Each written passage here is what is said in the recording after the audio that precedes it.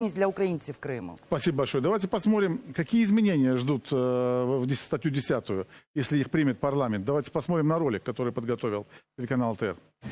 Источником особого статуса крымской автономии является право крымско-татарского народа на самоопределение как коренного народа в Украине. Конституция крымской автономии принимается парламентом Крыма, Крымской Радой по согласованию с Курултаем крымско-татарского народа. Крымской автономии во всех сферах жизни наряду с государственным языком используется крымско-татарский. В состав представительского органа Крымской автономии, Крымской Рады, входит как минимум треть представителей крымско-татарского народа.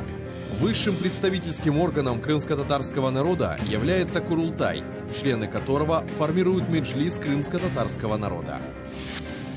К ведению крымской автономии относятся создание и ликвидация районов, установление границ районов и городов, наименование и переименование населенных пунктов крымской автономии. Крымская Рада и Курултай крымско-татарского народа получают право на обращение в Конституционный суд Украины.